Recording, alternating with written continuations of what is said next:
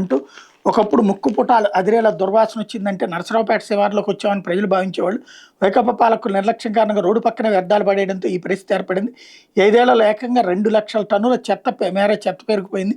ఆ తర్వాత కూటమి అధికారంలో రాగానే చెత్త శుద్ధిపై ప్రత్యేక దృష్టి పెట్టింది. ప్రస్తుతం ఇక్కడ 1 కోటి విలువ చేసే 3 మిషన్లతో ప్రత్యేక పద్ధతిలో చెత్త రీసైక్లింగ్ చేస్తున్నారు.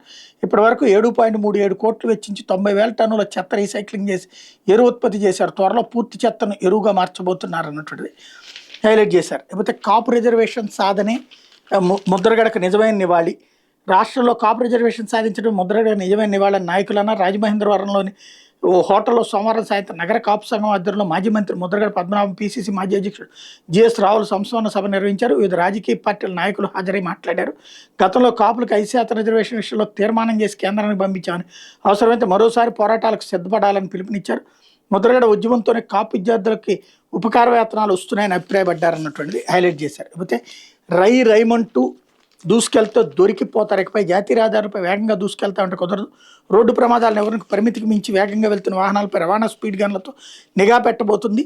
రహదారి పొడవున ప్రతి 10 కిలోమీటర్లకు ఒకటి చొప్పున ఏర్పాటు చేస్తుంది అన్నటువంటి వార్తని హైలైట్ చేశారు.